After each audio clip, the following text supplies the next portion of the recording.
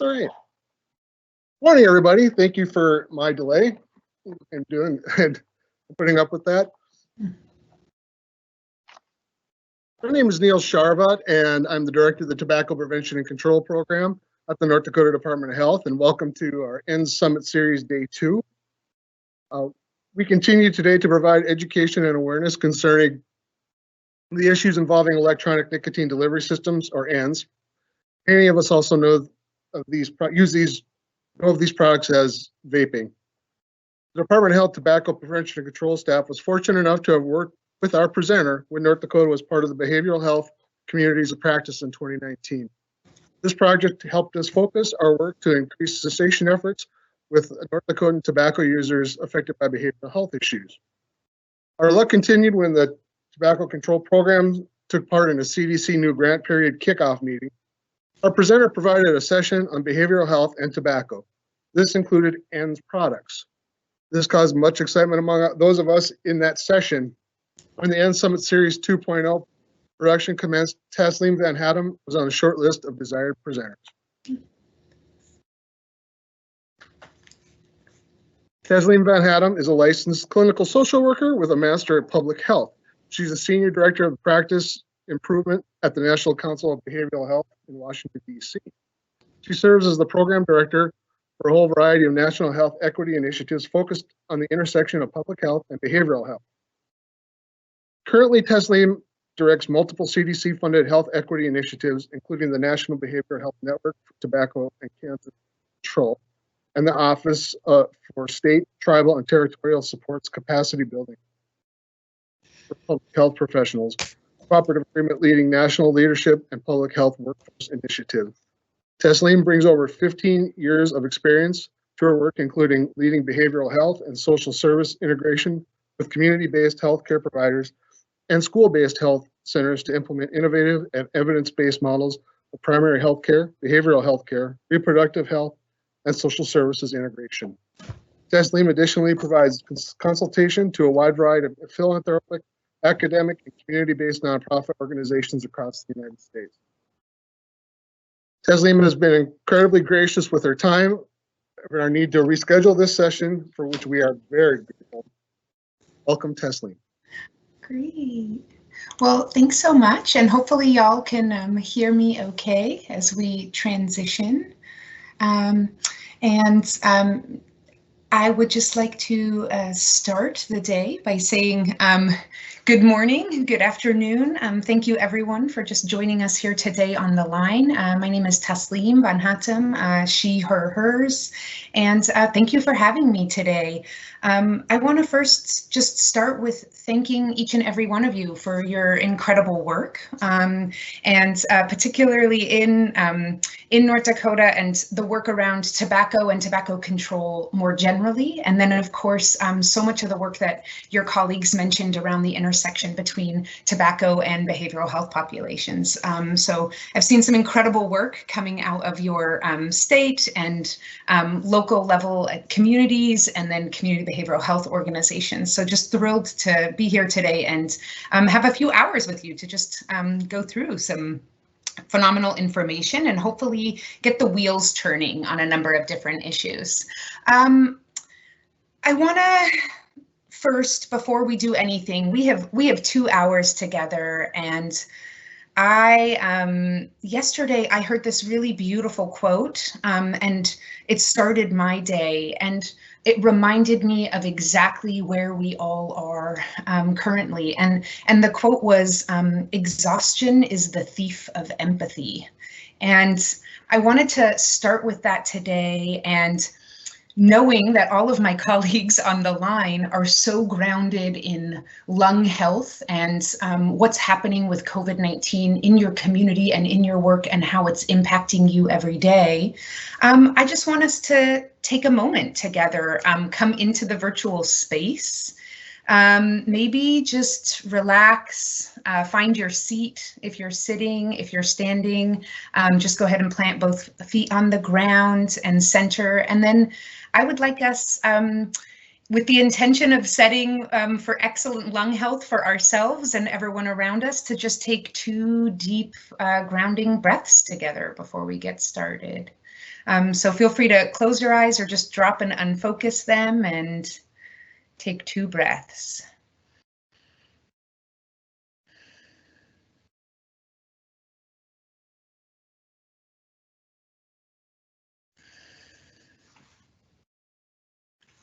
Well, thank you, y'all. It's going to be a good start to spending a few hours together. I know it's not easy in the virtual world, and like I said, just reminds us to be more present and maybe just a little bit less exhausted, so we can turn our eyes towards being those deep, empathetic public health professionals as we or clinical providers or community providers as we move forward with our work.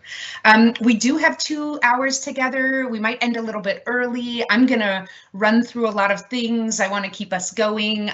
It's hard to be in a virtual space for this long, so we're gonna make sure that we both talk quickly but focus through and get through all the issues. And then I also will let us just take a few minutes stretch break at the midway point. I cannot see questions and answers throughout, but when we take the break, I'll just pause and look through the Q&A. That being said, I really encourage you, if you have any questions throughout, to be dropping those in the question and answer section, and my colleagues there will track them. And if there's any that are very pertinent, they can, of course, jump in. So for today, I'm going to talk about emerging trends, of course, in tobacco and behavioral health, but I'd be remiss if I didn't really ground us first and foremost in the intersection and the disparities around behavioral health and tobacco. Really, the majority of what I'll talk about is, of course, related to combustible commercial tobacco. However, then I think after we really set that foundational knowledge at the intersection of specifically that disparity, then we'll transition into like, what are these emerging trends? And at this point, emerging now means over a decade. But what are those emerging trends in ENDS, or electronic nicotine delivery systems, devices, vaping, e-cigs, etc., Juuls, and then we'll also talk about the intersection of the two, as well as a few other emerging trends or topics, such as, co-treatment and a number of other things if we have time. So by way of introduction, and let me make sure these slides are going to go through, right? So Taslim van Hattum, and thank you so much, Neil, for the gracious introduction. And I appreciate it. As I said, I had the remarkable pleasure of working with many of your colleagues in a community of practice to support the advancement of tobacco and behavioral health in your community and in your great state. And I had the pleasure of doing that while serving in the role as the director of the National Behavioral Health Network for Tobacco and Cancer Control, which is one of 8 CDC-funded networks that really seek to eliminate tobacco and cancer-related disparities in priority populations. And of course, one of those populations, which we'll talk a lot more about today, is of course behavioral health populations that continue to have a really disproportionate tobacco use rate. And then we'll also talk about today this disproportionate ENDS use rate and what are the implications in the future. I'll also spend a little bit of time thinking through that as it relates to young people. And then I would be a little bit remiss and tone deaf if I also didn't include a focus on what that means in our current context of COVID-19. So I really encourage you, if you need further information, further assistance, or would like to follow up, to reach out and join the network. It's free, www.bhthechange.org, and we're constantly releasing free access to resources to support you in this work. And I will go ahead and, of course, make these slides available, and they can be shared out after our presentation is done. I'm gonna just get us going. So I frame the majority of the way that I really understand our work around tobacco, commercial tobacco use, behavioral health, and then of course ENDS, which we'll get into, as really framing for health equity, and reminding myself within everything that I start that of course the health behaviors, those individualized health behaviors, are only 30% of the puzzle, right? And it's important to note that all of the determinants of health deeply impact impact tobacco use or nicotine use. And so today you'll hear more about each one of these factors located here, knowing that ultimately focusing just on individual cessation within the personal health behaviors without including all of the other social, structural, and environmental contexts fundamentally really leaves us with the state we're in of continued disparities. And I need to note that, of course, many of our systems are, and that within the traditional addiction and discourse programming is that, of course, rooted in health behaviors. So really encouraging us to zoom out and start thinking about the other clinical care, access to care, social and economic factors, and then of course the physical environment. And I know for many of you, looking at the determinants of health and applying a health equity lens to tobacco work is not new, but thinking about how we do that and in what way. And a lot of the way that I think about health equity is really framing what is the cause and then really looking at the data that's led to. So with that in mind, of course, I want to talk about some really probably causes that you're most familiar with within the tobacco control world, right? What's caused the disparity at the root of commercial tobacco use and behavioral health, which also, as we get into ends, you'll see will continue to be perpetuated in new products. But of course, that disparity is attributed to predatory practices by tobacco companies, targeted advertising, cheaper. Historically, there was provision of cheap or free cigarettes to psychiatric clinics. The pretty sustained efforts around blocking smoke-free facilities around behavioral health care facilities. So everything from outpatient to inpatient addiction treatment, as well as community behavioral health, and really pushing the blocking or exclusion of smoke-free facilities from those clinical entities, really funding research that perpetuates the myth that cessation would be too stressful and negatively impact folks.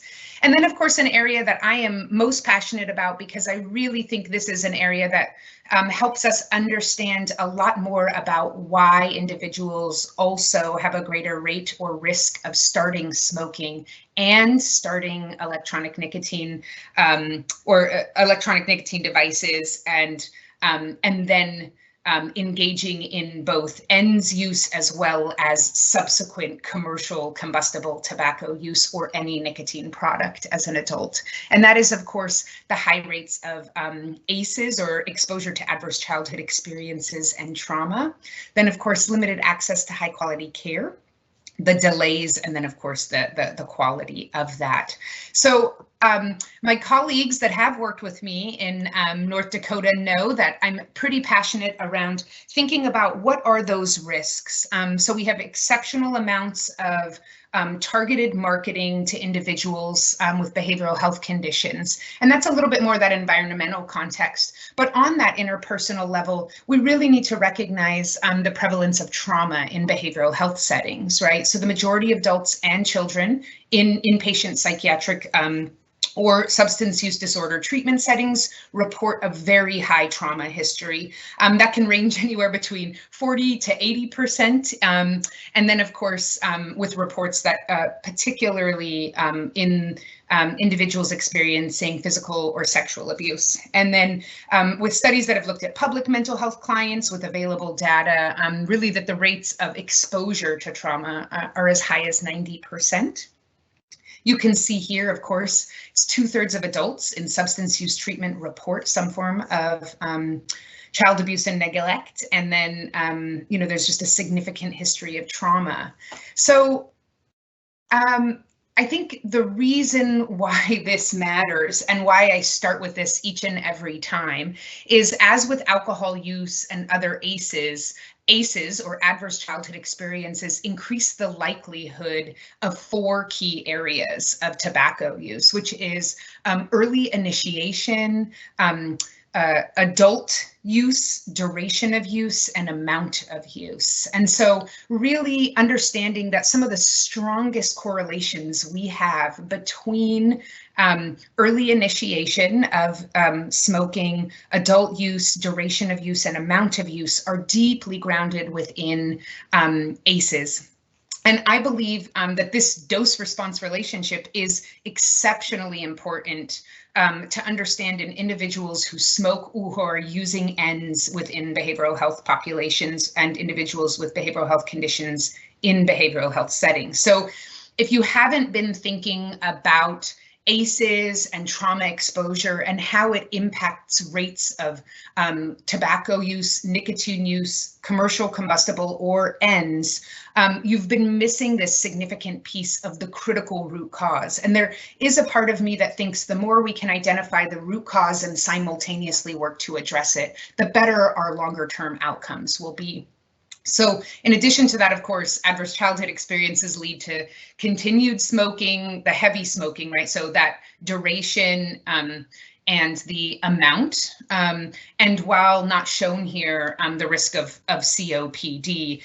And so it's really important to see, I think, over time that, of course, we know that tobacco use and nicotine nicotine exposure is addictive, or smoking or ENDS use, excuse me, leads to and can result in nicotine addiction. And so beyond correlations with just first use with young people, we see a really similar prevalence between ACEs and adult current smoking prevalence. Because once any form of tobacco exposure has been initiated, your risk of continuing to use an end product or your risk of transitioning to smoking is heightened. And then I'll talk a little bit more later about dual use, right? But we also know that, of course, ACEs is not only associated with increased risk of smoking, but a host of other problems. And the reason why I bring up this dose-response relationship is that they're the two most significant adult and persistent health conditions that result from exposure to adverse childhood experiences that now over 20 years of research that the CDC shows is the two most significant resultant health conditions are, of course, adult tobacco use resulting in COPD and depression. And then I probably don't have to tell many of you on the line, there's deep challenges around cessation when it comes to the interactions of depression and tobacco use. So I just want to keep showing you this so that you can really see how significant the difference is between, of course, ACEs and smoking prevalence daily and non-daily, and what this means for your work. And I especially think this is even more important as you're thinking through your work with ENDS and the prevention lens moving forward. We are in a time where we know young people, especially right now, but also adults, are facing a lot of traumatic experiences, but we really want to be thinking about prevention with young people and exposure to adverse childhood experiences right now, and where that is going to fundamentally increase risk around, like I said, early initiation, adult use, prevalence, and then, duration and amount. So I don't want you to think there's not a lot of opportunity though to here, which we will talk about. And of course, you know, the difference in individuals with behavioral health conditions and the general population is, of course, you know, the differences around, of course, significant trauma history, but also access, education, social norms, policy, and funding. So we know more than 50 years, and now, you know, decades have run away with me since we've transitioned into a new century. I'm sure many of you feel that way too. But more than, I think now more than 60 years later, we know, of course, many of the findings around tobacco, right? It harms nearly every organ in the body. I think every year CDC adds a new cancer that has some sort of subsequent association to it. And that, of course, ceasing tobacco use at any point in time can benefit short and long-term health. I see, of course, a warning coming up that I have bad network quality. So hopefully you all can still hear and see me. Well, let's see. I no longer see my screen. Do you all see my screen? I hear you and see you. Okay, and are you seeing my presentation? Yes. Okay, well, that's good to know. Let me just go back and assume all is great. Okay, so your colleagues know, and I always say more than anything, if you only leave with one takeaway from any presentation I do, many of you will have written grants, you will have read this in in scientific journal articles, maybe even in newspaper, you've read it generally, and that this is a common phrase that we hear, right? That individuals with mental illness die on average 5 to 25 years earlier than those without mental illness. I see this often, I've seen it in 1,001 grants, but rarely do we actually ever see folks finishing that sentence. And that's due to complications from smoking related illnesses. So I think the dangerous part is only leaving the first part of that sentence and really allowing us to perpetuate the myth that mental illness is what is the direct cause of mortality, when really knowing that actually this incredibly addressable health disparity around smoking is really what is causing this huge early mortality risk amongst individuals with mental health. So that being said, I'm going to run through these really quickly because I want to get to a little bit more of the content. 1 in 4 adults have some form of mental illness or a substance use disorder. Y'all, I want to say that that's not going to shift, but I think if we were really looking at what the last 8 months of many of our lives have looked like across the globe, I think we're going to see some pretty significant shifts around poor resultant health outcomes in the coming years. And then, of course, just an increase in substance use disorder throughout this time and moving into the future. In about 2018, 32% of adults with any mental illness reported current use of tobacco, compared to 23% of adults with none. I actually think I was able to get updated slides from SAMHSA earlier this week, so I might have an updated number later in these slides. And then, of course, as I said, really owing to that aggressive targeted marketing, the barriers to care, this deep spread of misinformation, which I'll talk a little bit about, and then the higher than average rates of ACEs and trauma, right? And so again, a lot of these rates, like I said, are around the commercial combustible tobacco use rates. And many of you are also looking at thinking about, okay, how do I apply this to ends? And I'll certainly get into that. I think it's really important to sort of think about these as those foundational pieces, because of course, those root causes really do transition and translate to ends use.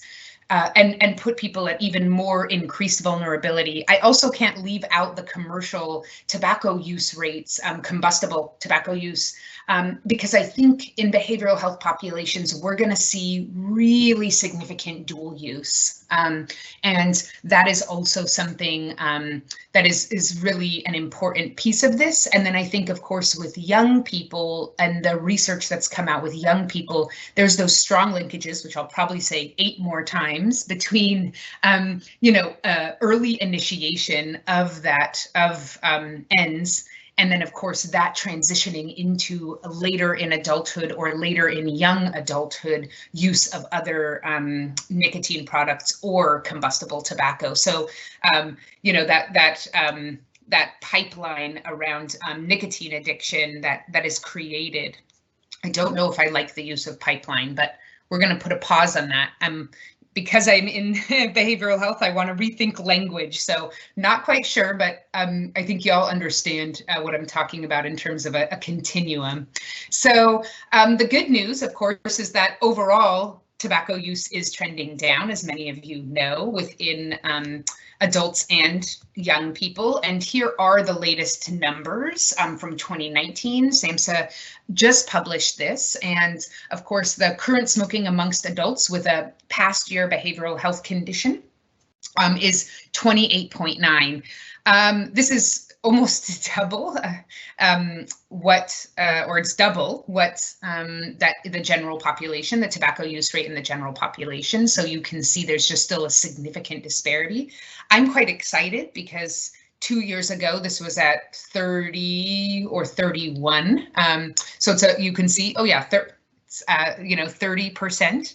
So I think an almost 2% decrease, a little bit less, is significant enough to be noteworthy nationally of just the progress and the amount of effort that at the national level, and then of course at the state level on all of that you all engage in every day.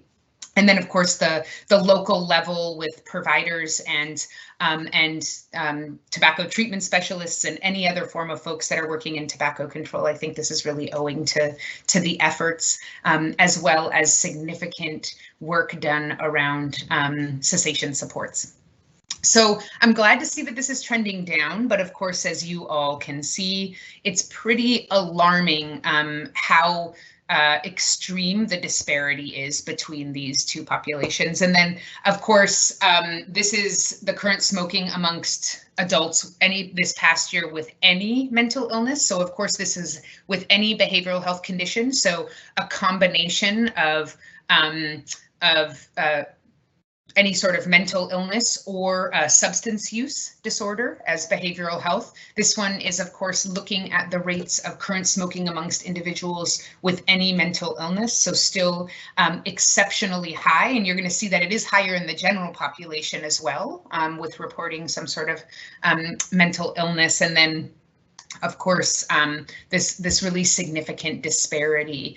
And then this is looking at current smoking amongst adults in the past year with serious mental illness. And I think it's worth noting, because I think when we think about mental illness, oftentimes we have a singular picture of what that looks like and what that looks like with tobacco use. But again, sort of going back to my initial slides, it's 1 in 4 individuals in our country report having a mental health issue. So what we typically think of when we think about the intersection of tobacco and behavioral health, I think, is individuals with serious mental illness.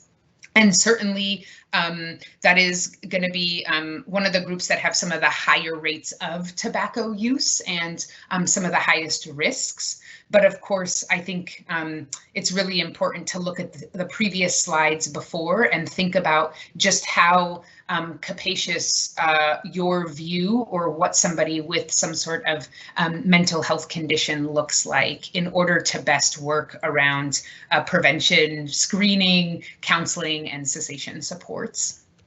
And then here is the current smoking amongst adults with a past year substance use disorder. So I'm going to talk about ends, and we can think about comparing these two the rates.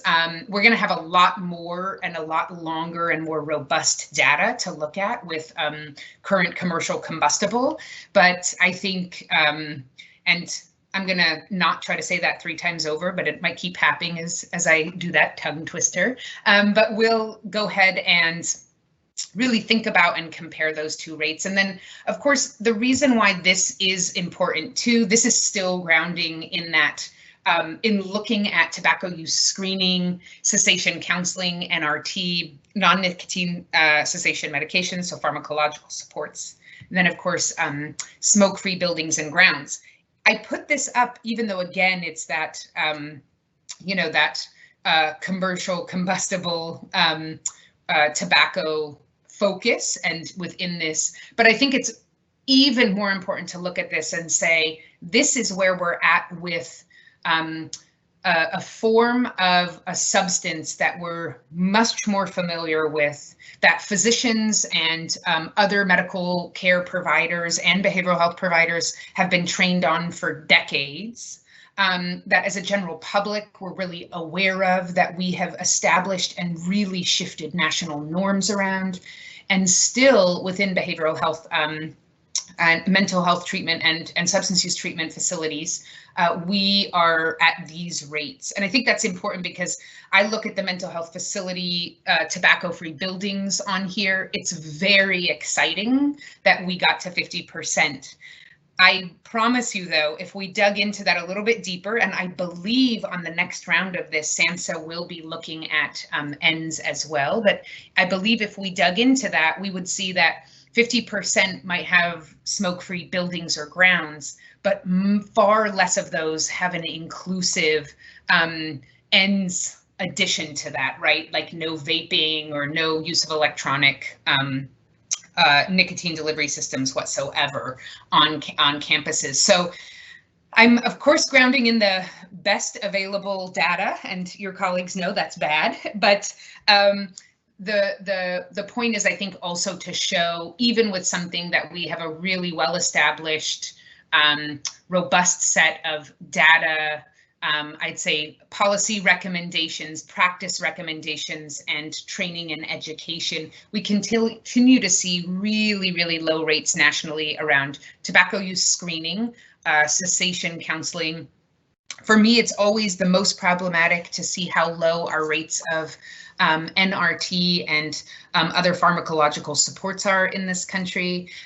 You know, we use often a chronic disease model for many aspects of addiction treatment, and yet there's very few other chronic diseases where we would ever prescribe a significant medication, or where we would prescribe medication at this rate that had such significantly and profound chances of helping someone reduce the effects of a chronic condition. So looking at, you know, the use of pharmacological supports at 24% and at 22% for you know, different medications, I think is incredibly disheartening, but also gives us so much more room to grow and focus and work as providers to continue the good within this.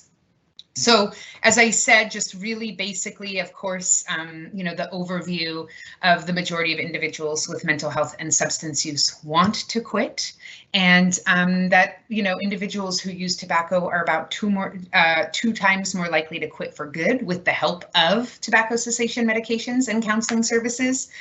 And then we also know that individuals with mental health and substance use disorders can successfully quit at the same rate of the general population. So I think that's one of the most important things. I'm not going to go into these too deeply, but I want to at least start and really like just ground in a few of those areas, but particularly because we're going to see this in the ENDS research as well, that like I said, there are individuals who are diagnosed with certain behavioral health diagnoses where we see much higher lifetime smoking rates, and will need more attention, particularly in clinical environments or through the quit line and through additional enhanced protocols.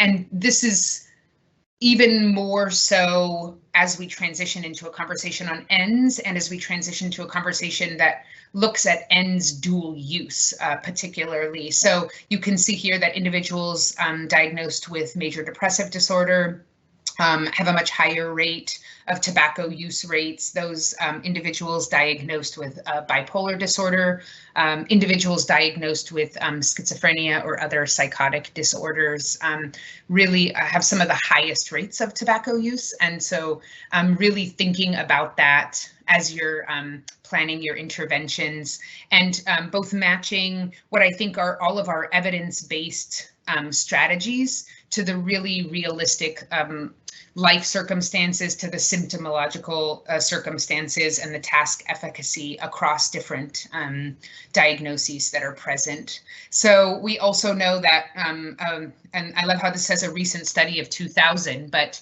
a study found that adults with psychiatric disorders are almost twice as likely as those without the disorder to use tobacco. And then, as I said, really looking as we think about trauma and tobacco, the interference of depression and quitting attempts is pretty significant and well documented. So I think before I jump into talking about emerging trends, I want to, you know, first and foremost, just think through and frame this within, I'm going to transition, I'm going to talk about ENDS use overall. I'm going to talk about ENDS use with adults.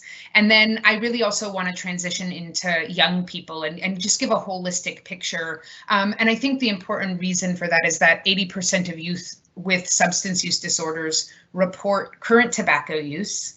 Most report daily smoking, and many become highly dependent long-term tobacco users. And for many of us that work simultaneously with a prevention framework while also seeking to address the needs of adults around cessation and the way in which to integrate that across an entire continuum of services, really always being able to think in and ground in what are the ways to ensure that young people are not developing a nicotine addiction young is the most critical.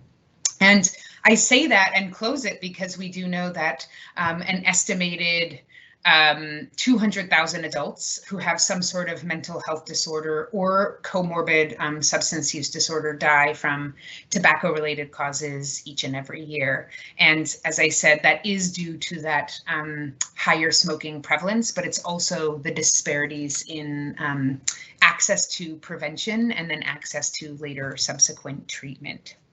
So I want us to jump in to emerging trends. I'm going to give us maybe just a little teaser, and then I know that maybe what we should do is just take a pause. We've been going for about 40 minutes.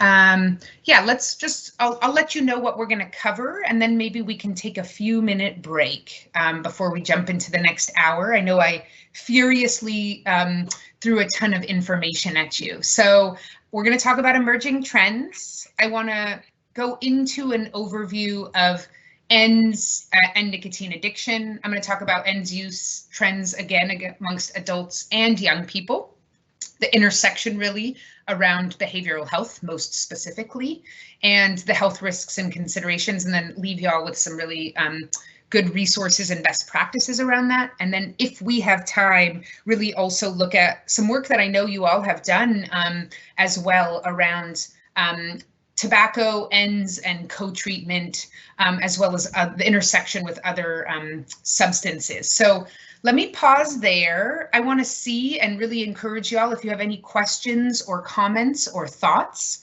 feel free to drop them in the question and answer bar. And then I'm going to actually, if we're ready, minimize my screen and just see if there's any questions and answers. I'll go ahead, or questions, see if I can answer any of them.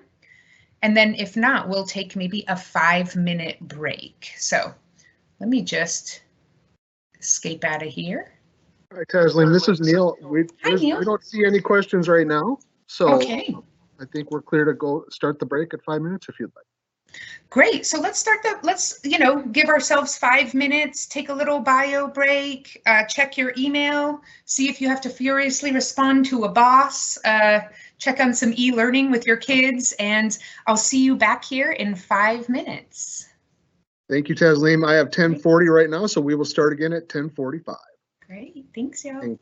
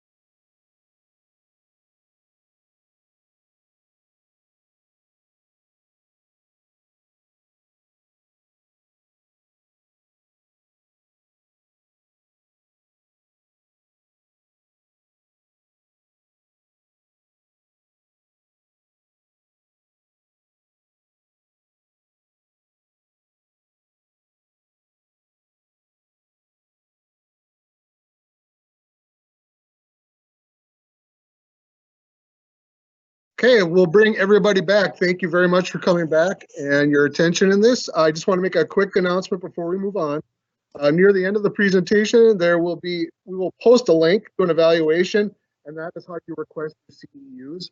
We'll also do this reminder at the end of the presentation, but I want to thank everybody for their attention, and we will welcome Taslim back and continue on with you. And Taslim, just so you're aware, you use as much time as you need or don't need. So please continue. It's going great. Great. Well, thank you so much. And let me just go ahead and get this presentation back up. Okay.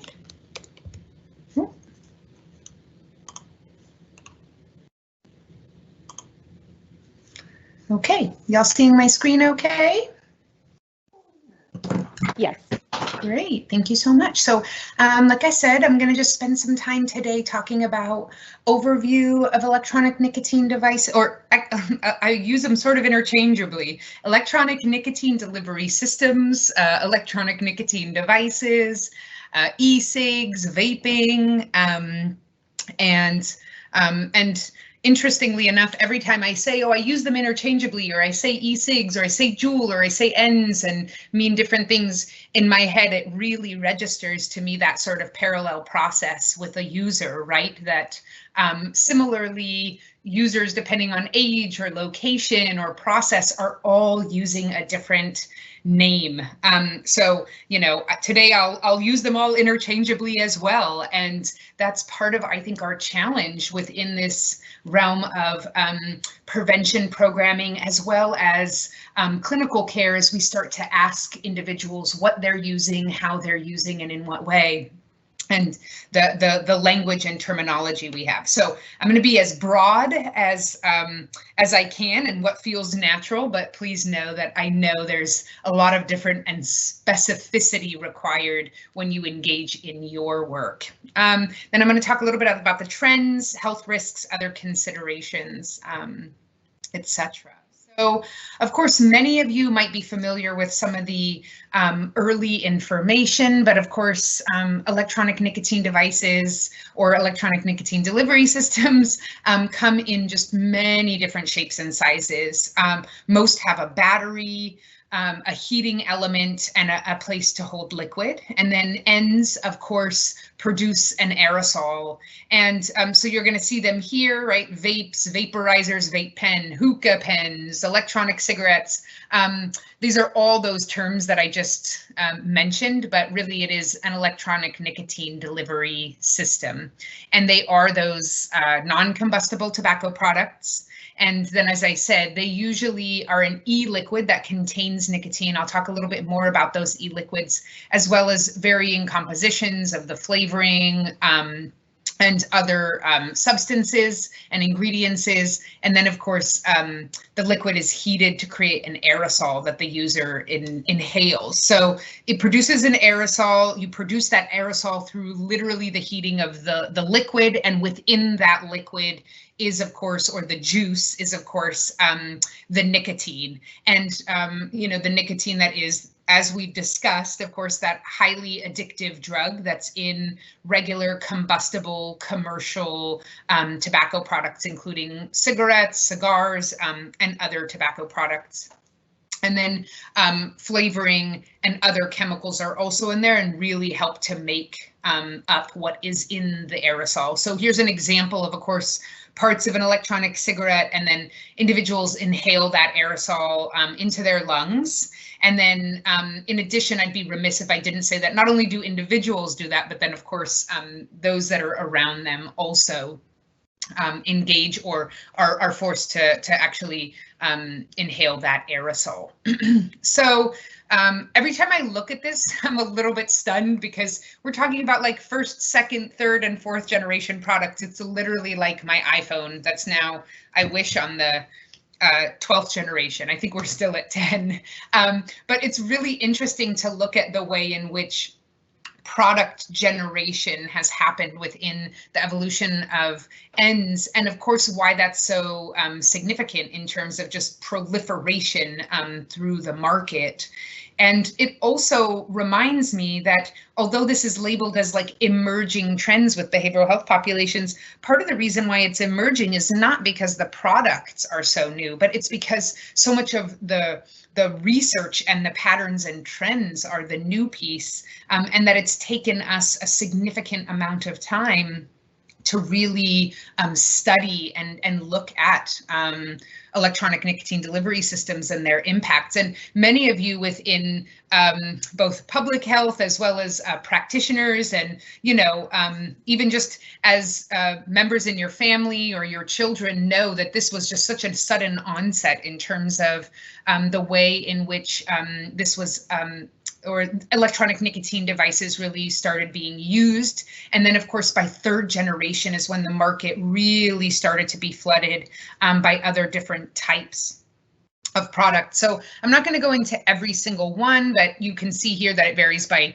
type. Even I'm squinting to see my slide, of course. The typical brands, the configuration, what the cartridges look like, and then, of course, the vapor and the vapor activation. The other reason why I wanted to put this here is, of course, thinking about it in the marketing terms, right? So some e-cigarettes are made to look like regular cigarettes or cigars or pipes. Some resemble pens. Some resemble other products and everyday items. There's the tank systems, and they don't necessarily resemble other tobacco products. I'd be remiss if I didn't talk about, but I'm not going to go into a lot of depth on modified risk. And modified risk is also another new designation through the FDA.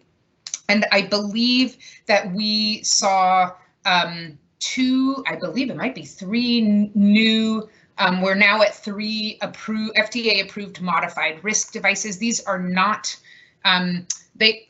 some of them are forms of electronic nicotine delivery systems, I believe, but the majority of them are also a separate designation around modified risk. And starting in March, I believe additional modified risk devices were included.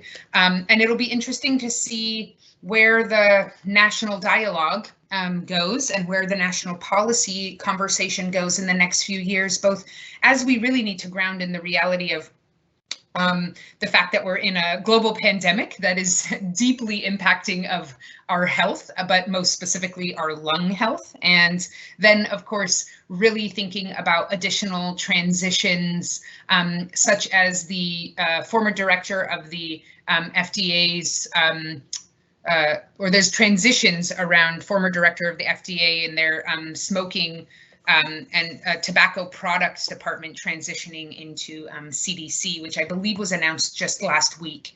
And it'll be interesting to see about what shifts around potentially prevention and modified risk as we move into the future.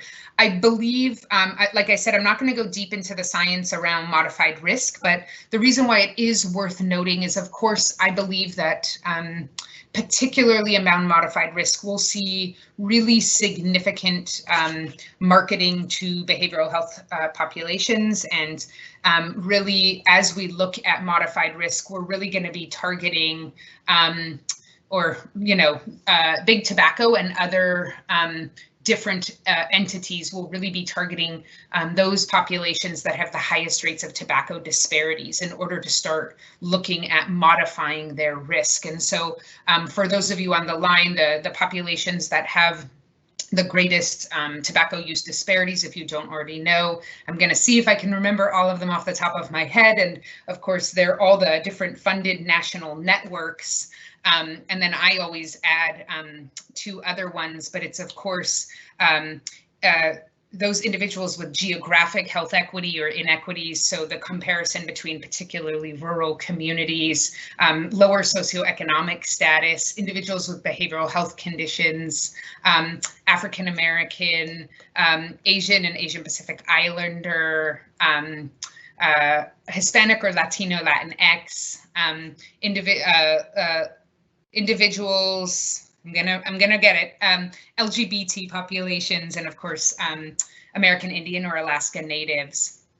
So if I did forget any, please forgive me, but the other two populations that I think we continue to see disparities at a lesser rate, but really significant, is of course young people, and then looking at the intersection with veterans and folks who have served in the armed forces. So really thinking about prevention and treatment options as well. And then of course, knowing that of course, young people and our veterans really cross over many of the other different intersectional populations that I've just talked about. So of course, what makes ends so tempting and addictive? We've talked a little bit about this earlier, right? This notion around risk and trauma, and that trauma risk is just as significant, really, as we think about what the risk of adverse childhood experiences and that dose-response relationship means around early initiation of commercial combustible tobacco use. And I'll show you in a few minutes why that early initial combustible tobacco use is just a critical, for lack of a better way, entree point into this larger continuum of nicotine addiction. Of course, advertising, I'll go into that a little bit more. We know that similar to targeted marketing, it's very profound to me that we know all of these things, right? We know all these things because they've already happened once and we're sort of reliving them again with a new product.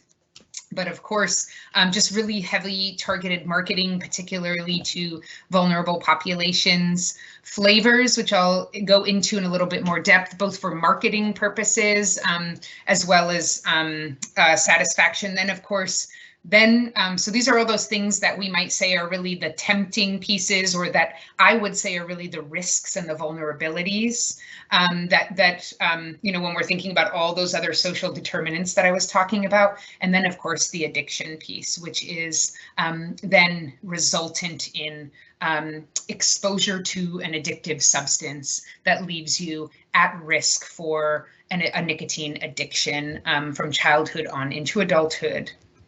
Right. So we know in terms of that targeted advertising, you know, this is also from earlier. This is actually even from 4 years ago, but we know that there's a real direct correlation between e-cigarette use amongst youth and targeted advertising by the industry. It's unsurprising.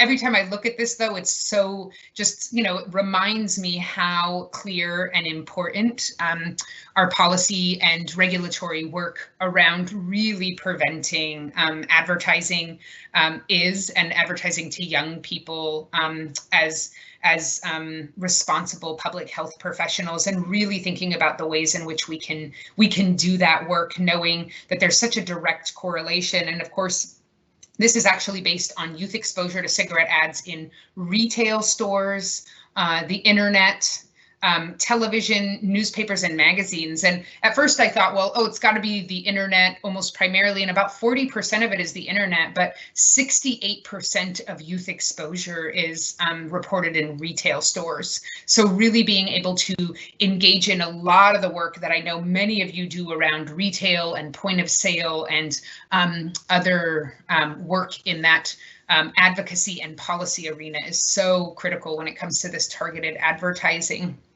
And then, of course, you know, here's some of those examples, right? That the advertisements and posters are just one way that the vaping industry continues to target communities disproportionately, and most especially young people. So other examples of vaping industry, or sort of the vaping industry marketing tactics, which are just incredibly insidious, but also incredibly powerful in that they are reaching young people most specifically, is of course offering scholarships, a lot of engagement and buzz on social media, a lot of paid advertising to influencers and such.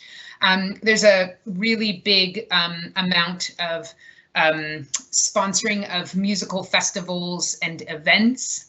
I think it's going to be really interesting to see what the trends are as we think about all of us having been in almost an exclusively virtual and digital world for the last 8 months. So knowing that although a lot of this was point of sale and in retail facilities, much of that has transitioned to online, and really being careful about the way in which that advertising is happening.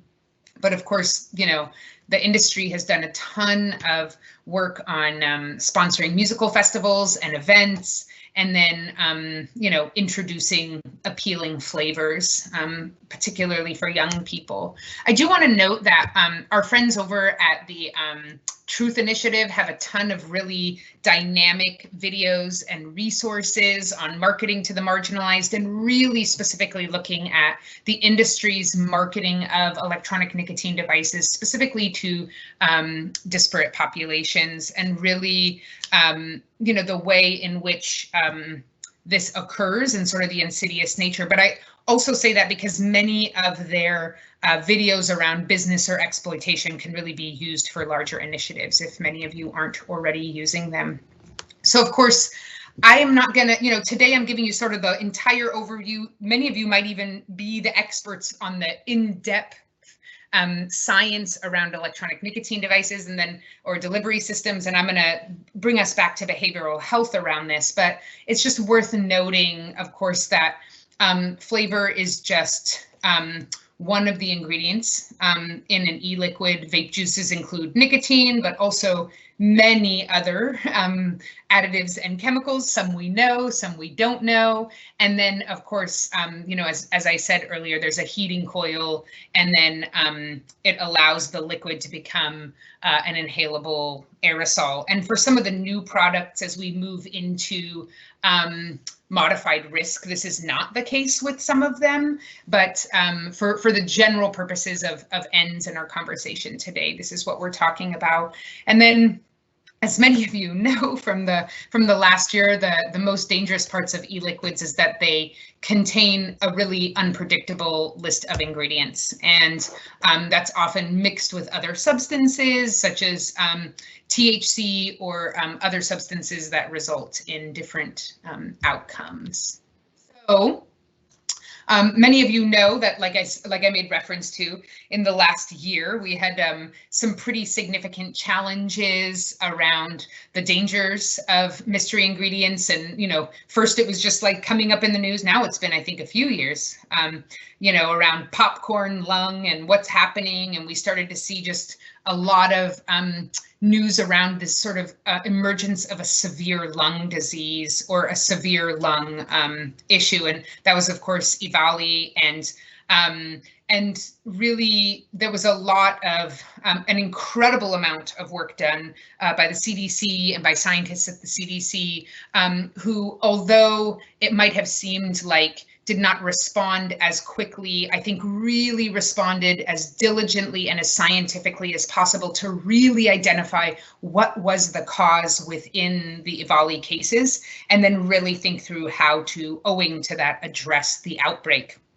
And so, you know, sample testing showed that when folks were vaping THC in an e-cigarette, it was most often linked to that EVALI, and that played a major role. But it ended up being really resulted in that vitamin E acetate, which is what was the most strongly linked and found in all of the products tested by the FDA and such.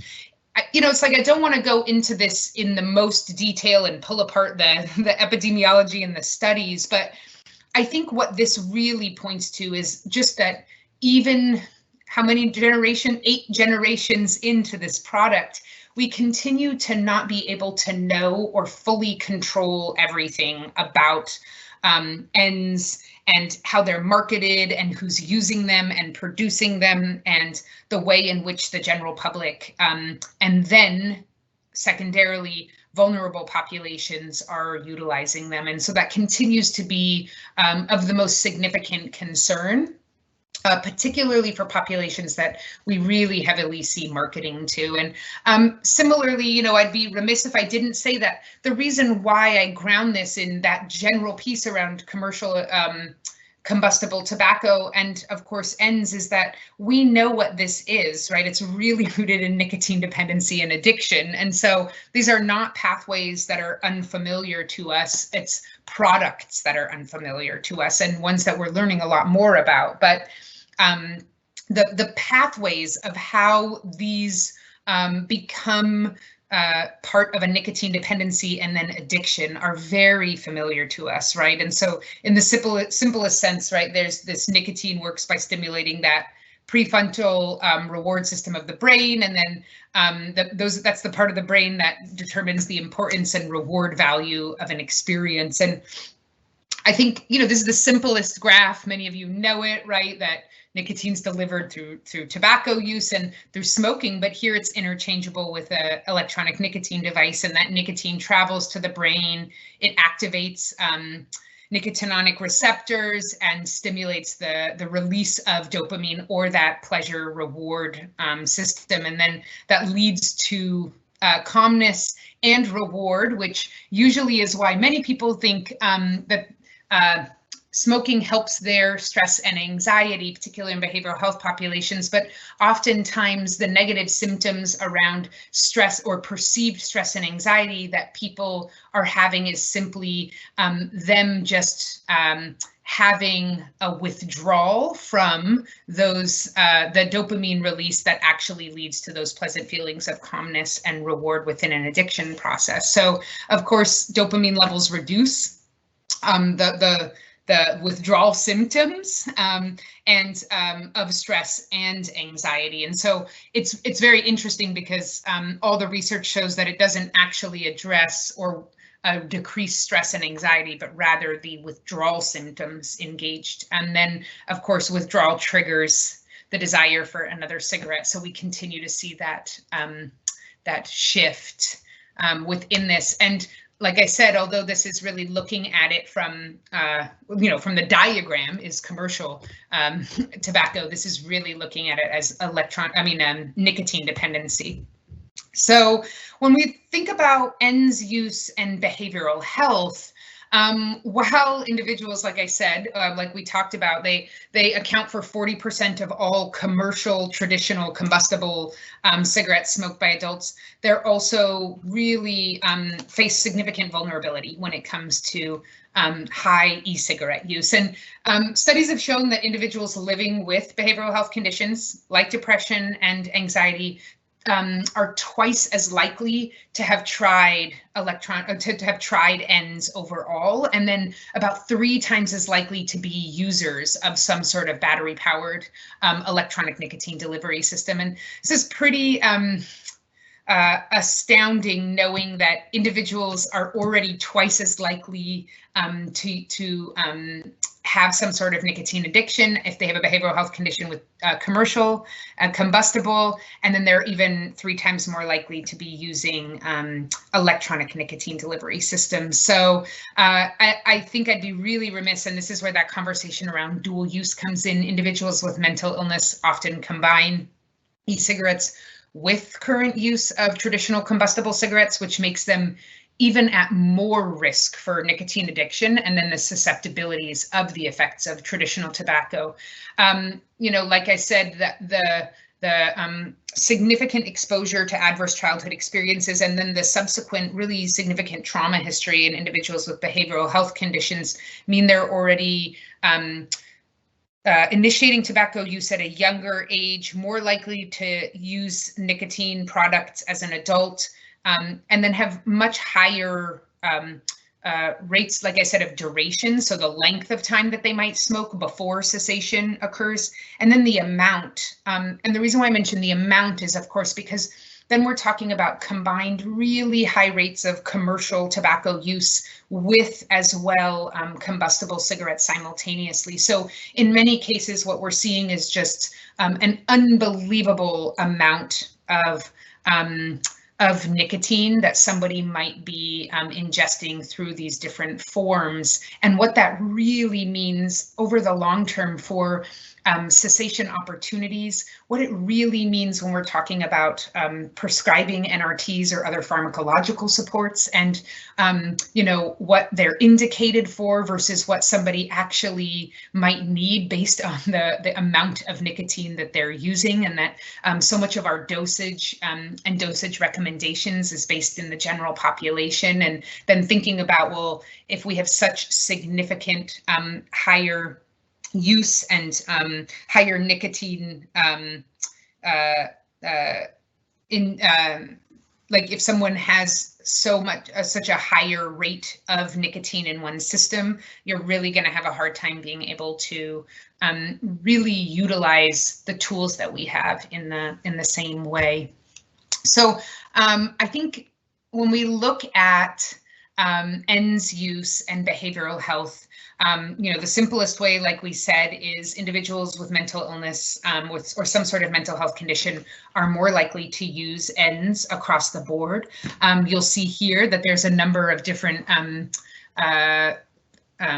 estimations based on different diagnoses, but of course, individuals who with any mental health conditions were almost 2 times as likely to have any sort of lifetime use of ENDS than those without, at almost a double the rate. So again, it's doubling those chances. And like I said, when I showed you those other ones of twice the rate, I said, wait till you see this with ENDS, because it really does carry over. And I think that is, for me, one of the most important things to remember, is that this risk and the rates really carry over at almost the same rates of disparity. So really thinking about everything that we're starting, or that you're starting to do, or all of your engagement around commercial and combustible tobacco use with behavioral health populations, is equally important that we're integrating ENDS in the same way, and that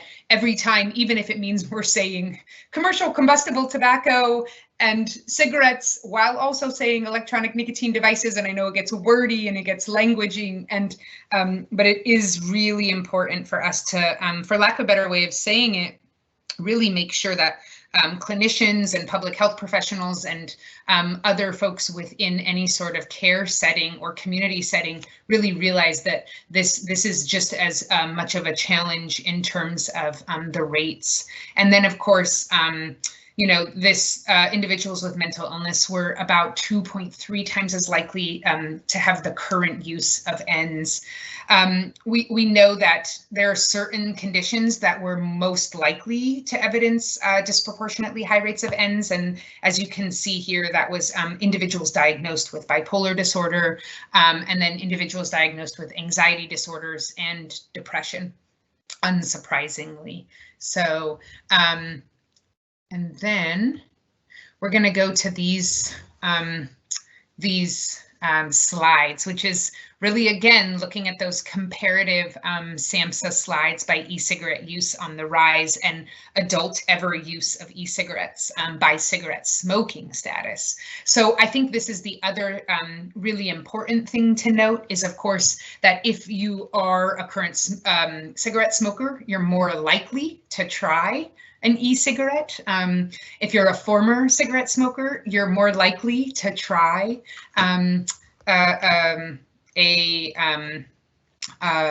e-cigarette, and I mean more likely than the current rate of commercial tobacco use.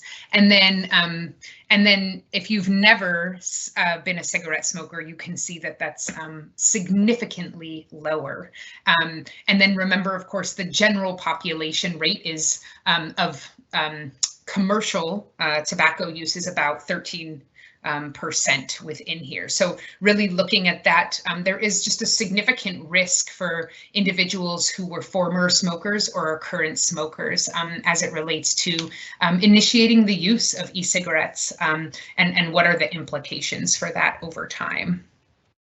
So, of course, I would be remiss if we didn't look at this a little bit from, you know, race and gender, race, gender, age, etc. And so you can see the electronic use rate is electronic cigarette use rate is about similar to the to commercial tobacco use or smoking. I mean, the reason why I think this is so significant and saddening is because I just want to own that so much incredible work has been done by many of you watching today and your colleagues in your communities around tobacco prevention and control. And so I think that it's really hard to see how high the rates are already in the introduction of a new product and just how significantly high the rates are and almost on par with adult use rates of smoking. So of course we know that it's highest amongst men. Non-Hispanic white men are have the highest use rates, as you can see here. And then of course we see some really significant and very significant, as you can see from this graph, increased use amongst 18 to 24-year-olds. And that's also, you know, this sort of cause for concern as we think about early initiation and what that means for adult use. And then we really see a much higher intersection with individuals or adults with low income. And of course, I don't have to tell many of you on the line that there's a really significant association and intersection between lower socioeconomic status and individuals with behavioral health conditions, most especially individuals with severe mental illness. And so it's many of you, if you're in clinical settings or community settings, it's even harder to witness because you can see that many of your clients, patients, or folks within your community certainly don't have you know, access to all the care that we want them to, the highest quality of care and continuous care.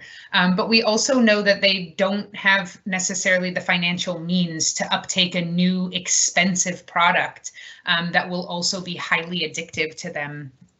So this is pretty significant in terms of who we know is at risk, but it's also pretty significant in terms of just the intersection of vulnerability. And then the only piece within this that's really interesting that is worth noting is, of course, that many of the disparity networks that are funded within this don't necessarily focus on this with a gender lens. But when you look at this, there's really significant and significantly higher rates amongst men. So starting to think about that within the way in which you're thinking about this with young people and prevention, right? So what's changing? So I would, of course, be remiss if I didn't say that there's been a couple studies that have come out, or a couple also news articles that have come out that we've seen really significant decreases around youth reporting tobacco use rates since, ENDS use since COVID-19. And so there's a little bit of a silver lining there, which I'll talk about. But of course, I just wanted to show y'all these like emerging trends, and this is specific to adult use. And then with, of course, that overlay of knowing that individuals with behavioral health conditions are about between 2 and 3 times more likely to try and then use electronic nicotine devices, delivery systems or devices, and also the so to both use them as well as co-use them with commercial tobacco. So this is, you know, just over time, you can see here, it's pretty singularly, the direction is pretty much on the rise. Unfortunately, of course, the emerging trends around women, even though I just pointed out men, we do see that there's an increase with women using ENDS. We know that there's an increase in former smokers or former tobacco users trying ENDS and then utilizing them. We know there's an increased and higher rate of the dual use of ENDS and heavy alcohol use. And we know that there's, of course, that really significant risk that and rates keep increasing with young adults. And like I said, I haven't seen officially all the data from this year, but I think we might see some shifts based on COVID-19, and hopefully we'll get a little bit of a glimmer of hope on that. And then, of course, middle-aged adults, it's increasing. I have to draw folks' attention to how significantly that rate with middle-aged adults increased. And I know that I've been sort of beating the drum on young people and youth and prevention, but this has been where we start thinking about adult interventions and treatment, and really looking at, the rates of increase with middle-aged adults. And then, of course, you can see just huge rates with other smokeless tobacco users or products, and that one's like almost doubled. So when we're really looking at this, we know that there's an overall increase across the board in population use of ENDS, earlier initiation of the products, and then co-occurring use with traditional cigarettes, smokeless tobacco, and alcohol. Let me just make sure. Yeah, and then I want to, so many of you have probably seen this, and you've seen that, of course, the National Youth Tobacco Survey, youth use of e-cigarettes continues to climb. We know that, of course, was pretty significant. So I think from 2017 to 2020, current use of e-cigarettes increased by 683% amongst middle school students, and that went from that went from 0.6% nationally to 4.7%. And I just, I'm really floored by the early initiation of ENDS with young people. But I think that this really does ground in those earlier conversations today at what puts younger people at that really significant increased risk, and what are those factors that are really leading to the risk.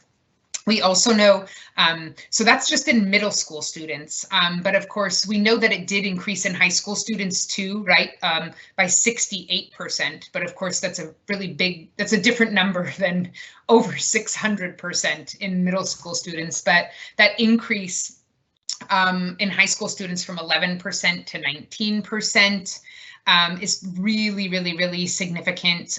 When you look at these graphs on here, and this e-cigarette graph is just astounding, because we do see where we're at with regular cigarettes in comparison, or commercial combustible, but really being able to just look at the comparison of these two is overwhelming and really, really troublesome. And then, of course, we know there's been a significant increase as well in disposable e-cigarettes. So, when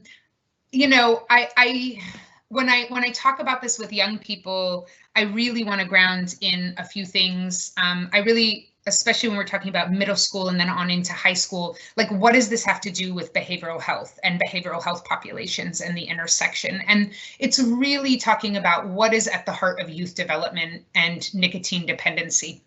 And that is, of course, young people have this transitional brain age, right, between 13 and 25, and almost half of all lifetime mental health issues start by mid-teens and 3/4 by the mid-20s. And so we know there's really strong relationships between young people who smoke and depression and anxiety and stress.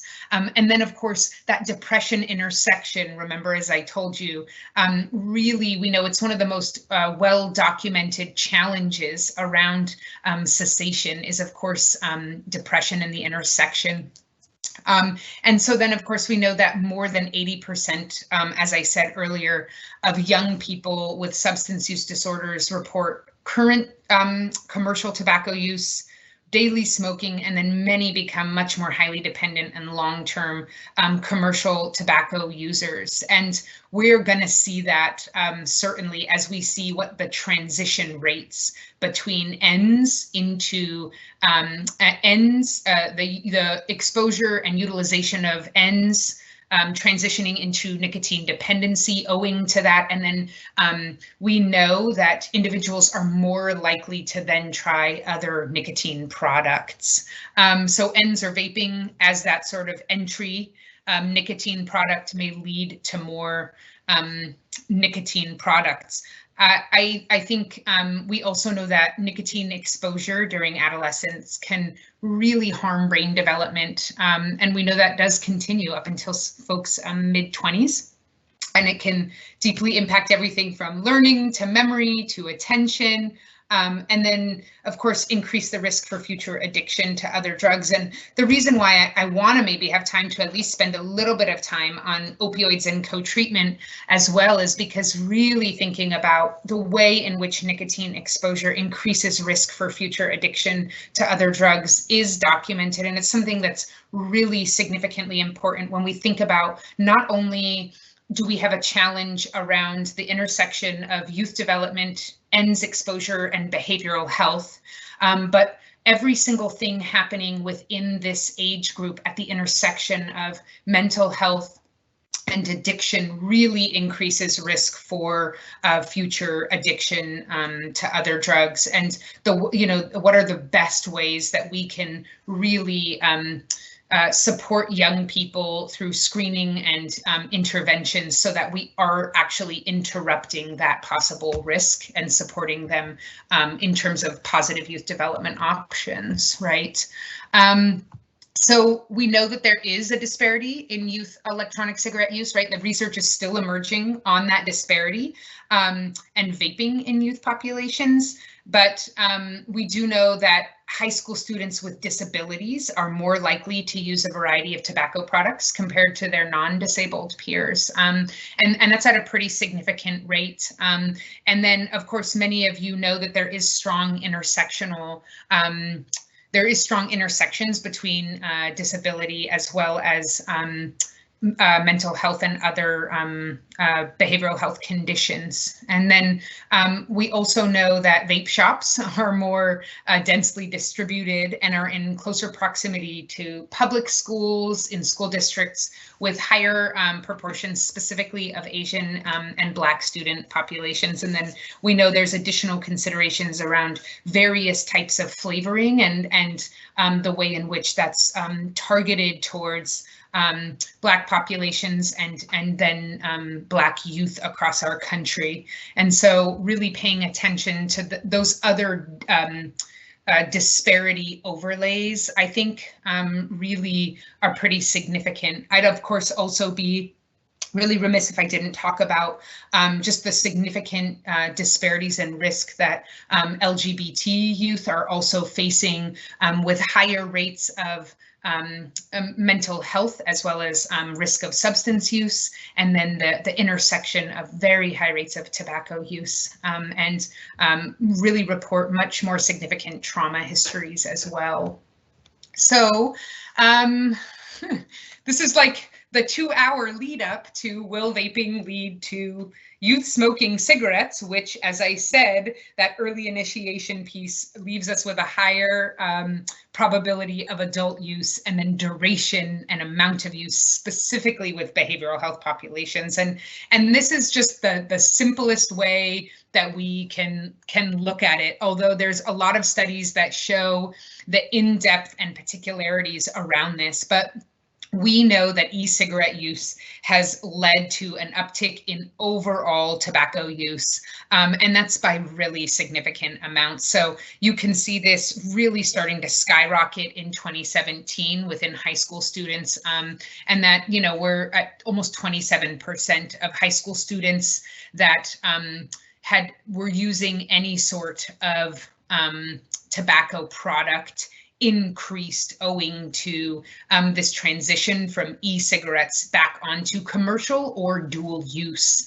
And then, of course, we also saw this with middle school students. So we do know that exposure to nicotine at a younger age through exposure to electronic nicotine devices leads to higher rates of youth use, but also leads to higher risk of transition and use or dual use of combustible commercial tobacco, commercial combustible. So I think the other thing, let me just make sure, you know, that there's evidence around the increased frequency and amount. So I want to say, like, not only are they more likely to, there's also an increase in the amount of tobacco use and cigarette smoking in the future. And then, of course, which I'll talk a little bit about, then e-cigarettes can be used to deliver other drugs. And then we also know that almost a third of US middle school and high school students who'd ever reported using an e-cigarette also reported utilizing marijuana within the same device at any given time. So this is much more, again, that larger piece around electronic cigarettes and co-occurring substance use. Excuse me.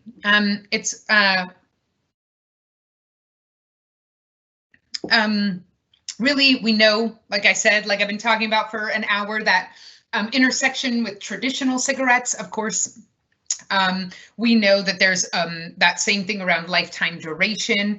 We do know that there's really a lot of co-occurrence with behavioral health conditions, specifically around e-cigs and alcohol, right? That 20% of adults who reported heavy or binge drinking in the past month who have ever tried an e-cigarette is much higher than compared with adults who reported non-heavy or non-binge drinking. That's pretty significant at between 20 and 8%. So I also think this is really worth noting right now, as many states are looking at the increase in alcohol use rates owing to COVID. And we've just seen that, you know, I was recently reading a state that shall not be named reported almost an increase of 52% of sales of alcohol, specifically spirits and wine. And so really looking at how does that put individuals at a higher risk for trying and potentially utilizing tobacco and ends at the same time. So really thinking about the way in which alcohol use is going to impact population health within your state in the future. And, you know, I'd be remiss if I didn't say, like, it's also worrisome when we think about the intersection of alcohol and cancer and tobacco and cancer, and that we're really going to be needing to pay attention to electronic nicotine device increases and then the intersection and subsequent potential cancer risks in the future. Many of you know marijuana. Of course, we've seen this really high rate of intersection between marijuana and e-cigarette use, and then, of course, ends being used simultaneously as a marijuana delivery system. And then I think it's really important, and I'll talk a little bit more about this, that 73% of individuals in treatment for opioid dependence have tried an e-cigarette, and about 34% have used an e-cig in the last month. And so that sustained intersection between tobacco use, or between commercial tobacco use and opioids, has carried over to that really sustained intersection between electronic cigarettes and opioid use simultaneously too, which makes you know, all of those really evidence-based interventions that we are really trying to pursue around commercial tobacco in behavioral health settings just as important with electronic nicotine delivery systems in behavioral health settings. The other thing I really want to make sure I note is, of course, you know, new studies that have come out around COVID-19 and youth vaping. And this is more specifically, so we know that we've finally got some studies out, and we also have a designation of smoking being one of the high risk conditions that the CDC has identified for COVID-19, and individuals are much more likely to have higher symptoms, including needing to be on ventilators if they are cigarette or commercial tobacco user prior to a COVID-19 diagnosis. But the news, there's been a couple of new studies that really show this strong association between COVID-19 and youth vaping, right? That COVID, a COVID-19 diagnosis was 5 times more likely among ever users of an e-cigarette only. It's of course 7 times more likely amongst ever dual users, and it's really worth noting this with the dual use because we continue to see that behavioral health populations are engaging in very high rates of dual use within these 2 products. And I think that's both around marketing, but it's also around real limits with purchasing power and the way in which individuals use to supplement with both.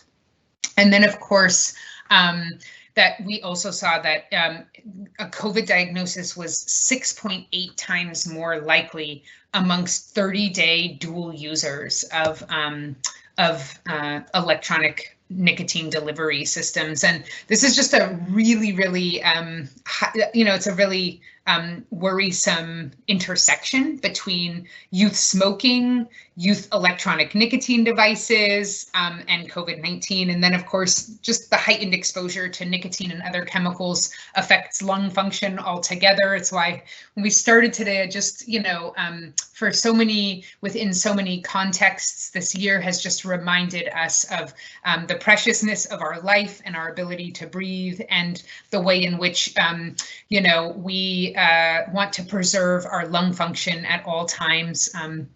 And so I think, really thinking through how overall ENDS is affecting lung function, and that studies are showing that, of course, there's lung damage caused by ENDS in comparable to combustible cigarettes at this point in time.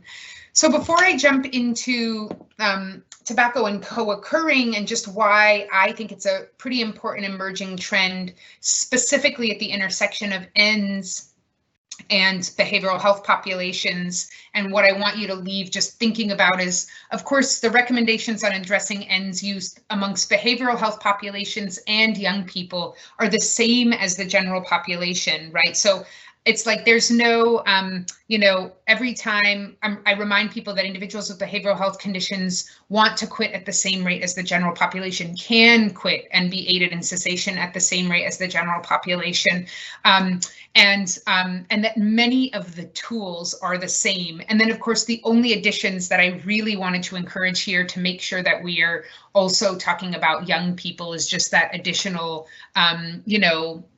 those additional tools that can really help support providers in screening and brief interventions with young people, so experts, but similarly the same as adults, counseling using the 5 A's, pharmacotherapy, nicotine replacement, patch, gum.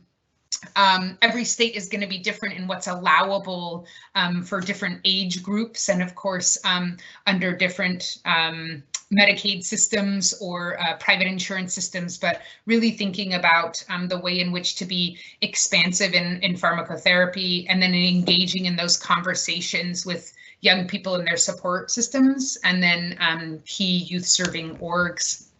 So I'm gonna, before I sort of allow us to have some time around question and answers or other things that many of you might be thinking about, I want to spend a few minutes on tobacco and co-occurring substance use. And I say this because the intersection of utilizing ENDS for other substances is really critical. And similarly, the ENDS use rate, it really carries over again, and we're seeing really significant disparities within behavioral health populations and that co-occurring substance use. And then you saw in my previous slides, substance use rates are increasing overall. And so we know that there's going to continue to be this greater intersection.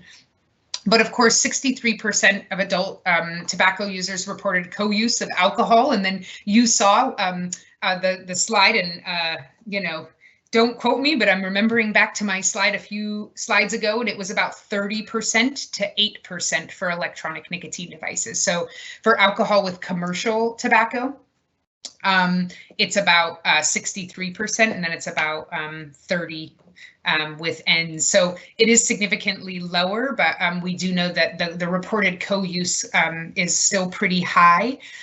We also know that addressing tobacco dependence, but in many cases nicotine dependence overall during treatment for other substances is associated with a 25% increase in long-term abstinence rates from alcohol and other substances. And it's pretty rare that we are having local, state, and national conversations that we could have a 25% increase in longer term recovery outcomes in our country for folks that were entering treatment if we addressed tobacco and nicotine dependence simultaneously. And I think this is really where we have great opportunity to start shifting and changing the narrative for folks entering treatment, to know that you have a 25% increase in longer term outcomes through simultaneously engaging in this process, I think can be a real tool of empowerment and opportunity. And for providers and public health systems and clinical systems to realize that there's such an ability to enhance treatment through co-treatment to lead to longer term sustained recovery, I think is a very, very powerful tool. And then I think it's worth noting that part of the reason why this is so successful is that we know that nicotine and opioid addictions are mutually reinforcing, and they making individuals with opioid use disorders more likely to smoke, and tobacco use is a strong predictor of prescription opioid misuse. And so I know just in communities across our nation have just been really deeply impacted by opioid use and opioid misuse specifically. And so really thinking about the way in which co-treatment might also be a really significant piece of our work going forward. And that, of course, as I said, I think almost all the way back at the beginning of our conversation, that adolescent exposure to nicotine has been shown to increase susceptibility to opioid addiction in adulthood. So it's worth noting, excuse me one second, that of course, you know, I go back to that ACEs, that adverse childhood experience exposure piece, because like I said, it's that huge risk factor for smoking and opioid use initiation. But then of course, like I said, there's this mutually reinforcing issue, and I know it's still emerging research in terms of many of the connections and associations between opioids and tobacco use, but we know that there is a strong link between the neurobiology of nicotine and opioid addiction, and we know that again, that cessation is associated with that longer term abstinence. So I'm not going to go into it in a ton of detail, but we also know that there's this really strong association, right, between tobacco use and but the reason why I say tobacco use, but I really want us to focus down into the middle, is it's that dependence on nicotine, and that smoking has been linked to hasten the onset and increase the intensity of pain. And then pain has been shown to, of course, motivate smoking behavior. And then that sort of pain and that sort of cycle results in like the greater pain and the increased use of and risk of opioid misuse to treat the pain, making quitting smoking cigarettes more difficult. So I think I don't want to go into it in deep detail, but it's just worth noting that there's a real cycle around smoking and priming intolerance, opioid use, and then the treatment outcomes for individuals with behavioral health conditions, including those who smoke, and the way in which we can really think about co-treatment for the future, most especially because we see those strong linkages between early initiation, and we're seeing really high rates of early initiation, and but now we're just really seeing that within electronic nicotine devices and this later and subsequent risks. So of course, I also, like I said, would be remiss if I wasn't just really clear that we know we see really significant associations between cannabis and tobacco co-use. But as I said, we also know that about 90% of cannabis users also use tobacco, or I think it might be the other way. And then, of course, you can see these other co-uses. And then I think what's most important to note within this is, of course, we just see the most, we see very significant and high rates of co-use of cannabis and tobacco within electronic nicotine delivery systems. So there's very strong associations between those.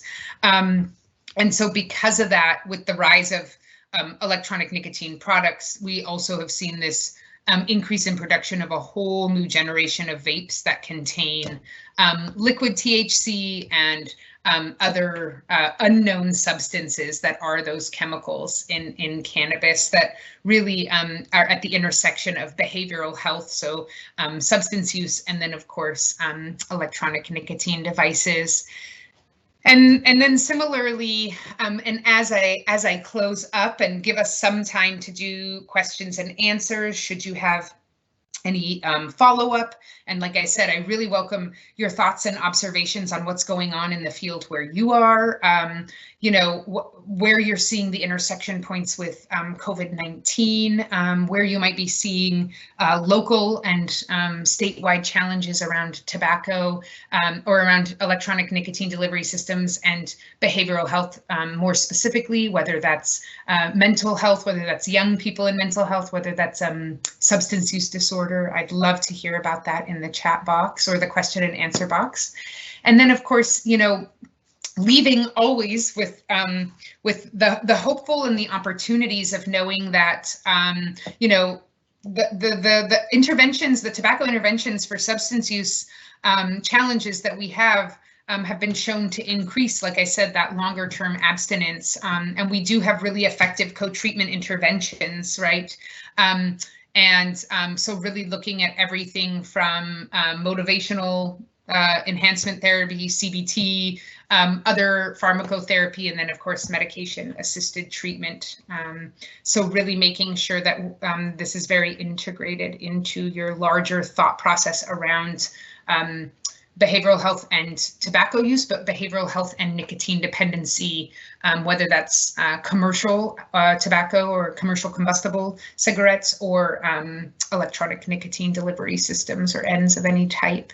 And then, of course, leaving knowing that as I said, almost every single one of the general evidence-based interventions that many of you have built and spent years developing are absolutely viable options within the intersection of treating individuals with behavioral health conditions around nicotine addiction. And of course, that's really looking at, again, those adopting tobacco-free facilities and grounds and policies. And in this case, really ensuring that ends are included in those policies, integrating tobacco treatment into behavioral health care through the 5 A's, through nicotine replacement therapies and other pharmacological supports.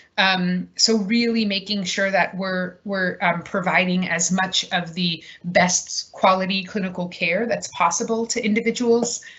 Of course, many of you are very familiar with the quit line, and I always say, while the quit line is not the end all be all, it's a really, really fantastic evidence-based resource. And if nothing else, a patient should never leave and off, you know, in the gold standard, they're going to get screened, counseled, and treated fully in an integrated care setting and have all their needs met.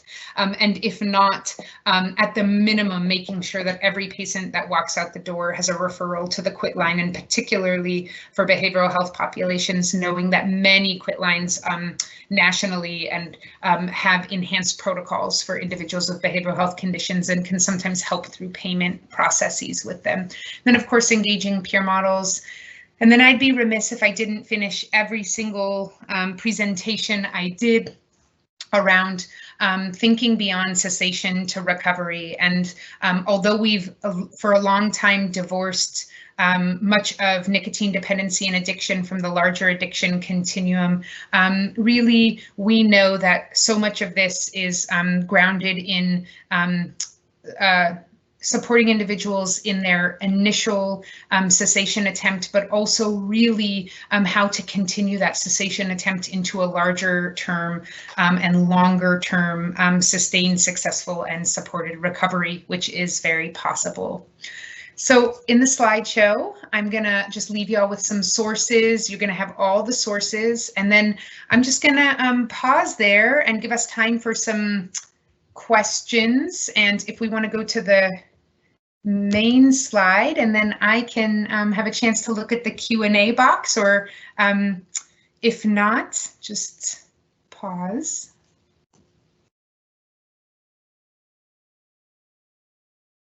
Okay, Taslim, if you can't see the questions, I can relay those to you. Okay, well, let me see. Go ahead. I think I can.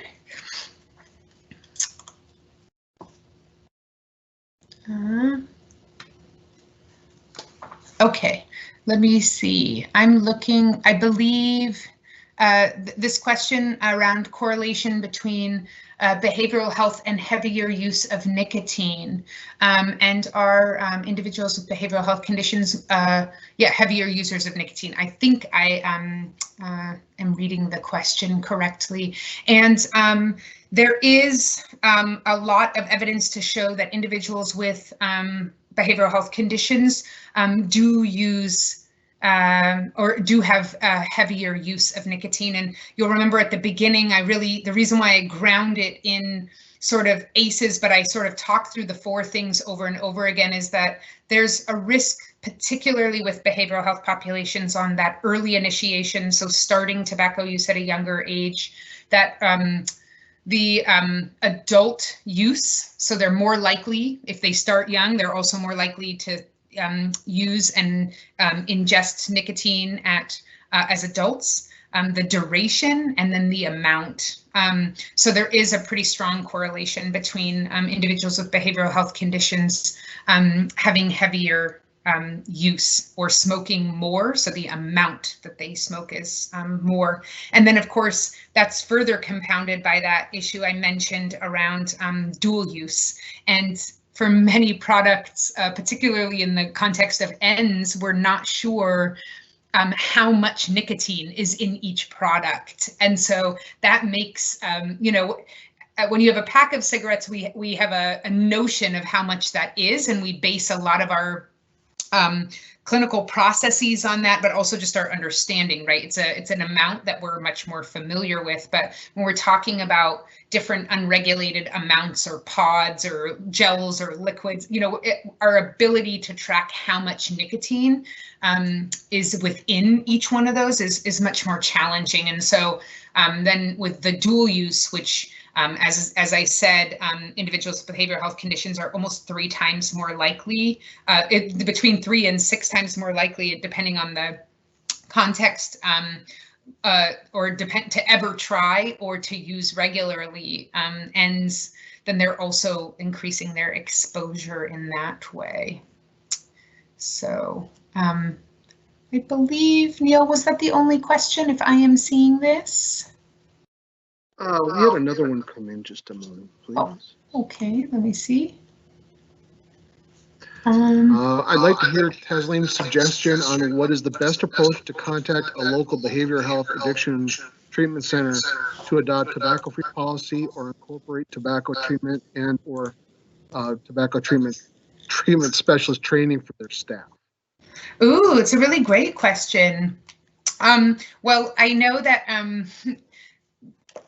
that you've got some incredible colleagues on the line who have also been doing a lot of work in this. So, Neil, I also welcome you jumping in if you have anything to add. I think there's a few different ways to think about building partnerships with community behavioral health organizations. And I think right now, folks are incredibly overwhelmed by COVID-19. Of course, we all are, but I think this is also the time to be supporting and reaching out to different facility types and partners to say, how can I help you decrease and mitigate your risk in the future around COVID-19? And then how do we take this time to really pause and shift policies and procedures for the safety of your staff and your patients as it relates to lung health and tobacco use. So I feel like there's a couple of open doors opening, and I've been working with a few different partners in states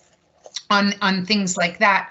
But a couple of other areas, of course, is to reach out to your colleagues at the Department of Health within tobacco control to say, see how they might have developed relationships with community behavioral health organizations. I think another really fantastic way is reaching out to your partners at your departments of mental health or human services in your states. And then many states also have mental health or behavioral health associations.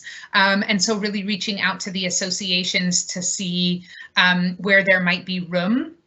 I think if you simultaneously already have a community behavioral health organization that you're most interested in reaching out to, I think you can absolutely, and I would highly encourage you to reach out to them directly in order to try to start initiating relationships, realizing that, it's part of this longer term conversation and support and advocacy. I also think, as I said before, if you would like more specific and detailed TTA, Neil knows I love providing anybody with any sort of training and technical assistance offerings, so feel free to reach out at www.bhthechange.org, and we can help support individual organizations in their movement, as well as any form of organizations in supporting you in this work. Great. Great. I do not see any additional questions right now, Taslim. So I will take this opportunity to say thank you very much. That was a wonderful presentation. I don't think it's hyperbole for me to say that our involvement with the National Behavioral Health National Council for Behavioral Health, especially Taslim, has helped our work in North Dakota immensely. So just want to remind everybody, thank you again, Taslim. Remind everybody to complete the survey for your credits, and we will be using this in education we have today and continue with this. This helps us to identify behavioral health as the population to be concerned with, and also that issues don't stop with youth. And we are going to expand on, and I love this quote from Taslim, the unpredictable list of ingredients in these products, and tie it into work from Kelly Bittner-Schmidt from NDSU to talk about what we've been finding in North Dakota. Again, Taslim, thank you so much for your work with us today. This has been fantastic. And everybody else, I hope you're able to join us on the 8th and the 10th at 1 p.m. Central Time. I take another final shot to say thank you, Taslim, for being so flexible with us and working with us so we can get you on. Thank you so much. Yes, thank you so much. On behalf of the National Council for Behavioral Health and the National Behavioral Health Network for Tobacco and Cancer Control, thank you all so much. Stay safe, stay well, and thank you for all your hard work.